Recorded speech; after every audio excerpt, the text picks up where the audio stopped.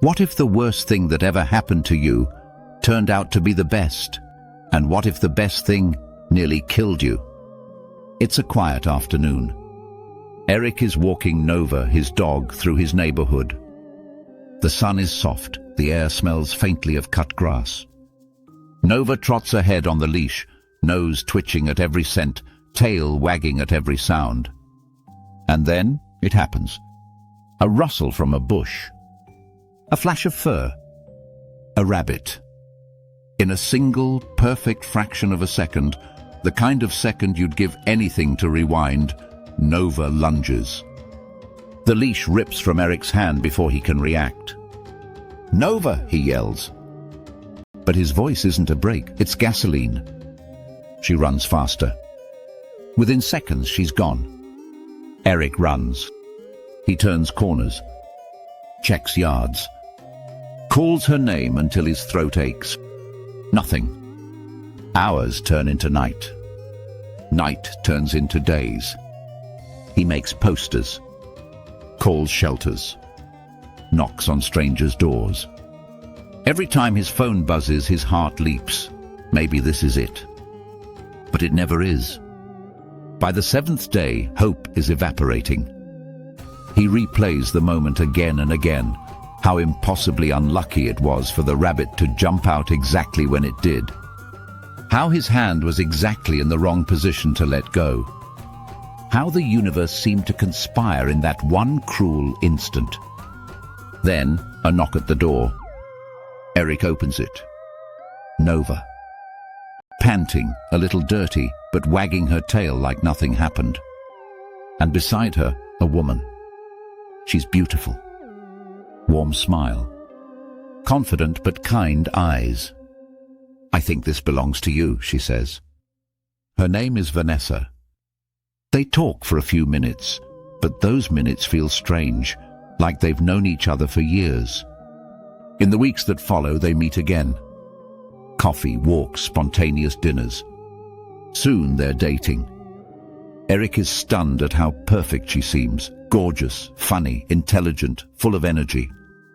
And he can't stop thinking how lucky that she was the one who found Nova. Months later, Eric is driving to pick Vanessa up for dinner. The music is low. His mood is light. As he drives through an intersection, a flash. A scream of tires. Impact. Metal twisting. Glass shattering. The car spins once, twice, 3 times. He loses count. When he wakes, he's in a hospital bed. A doctor tells him he's suffered a severe head injury. They need to run scans immediately. Eric burns with rage. Of course, the one time, at the 1 second, going the one route to pick up Vanessa, someone runs a red light. The next day, the doctor returns.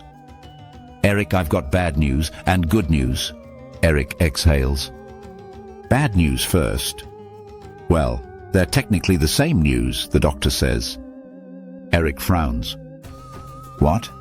"We found what appears to be a glioma in your brain, a tumor." Eric freezes. His mind starts filling in words like cancer, death, goodbye. "But here's the good news," the doctor continues. "It has nothing to do with the accident. And if you hadn't had the accident, we never would have done a scan. And if we hadn't scanned, we wouldn't have found it until it was too late. Right now it's benign. We can remove it completely before it spreads. Eric, this accident might have just saved your life." Eric stares at the ceiling. A week ago, this accident felt like the unluckiest moment of his life. Now, it might be the reason he still has a life. He thinks about Nova.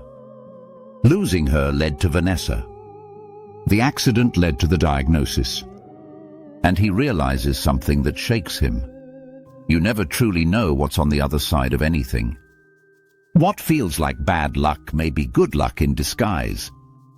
What feels like good luck may carry its own quiet curse. We label moments too quickly, certain we know their meaning. But the truth? We don't know anything, not yet. A week later, Eric goes into surgery. The tumor is removed. When he wakes, there's a scar running down the side of his head, a mark of something that tried to kill him and saved him. Back home, Vanessa helps him recover. Nova curls up beside him. One afternoon, Eric takes Nova for a slow walk. The air feels crisp. Every sound seems sharper. He realizes life is just a series of doors you pass through without knowing where they lead.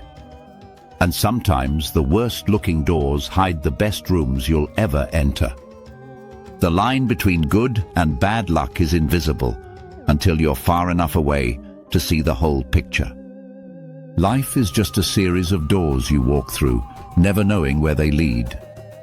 And sometimes, the worst-looking door hides the best room you'll ever find.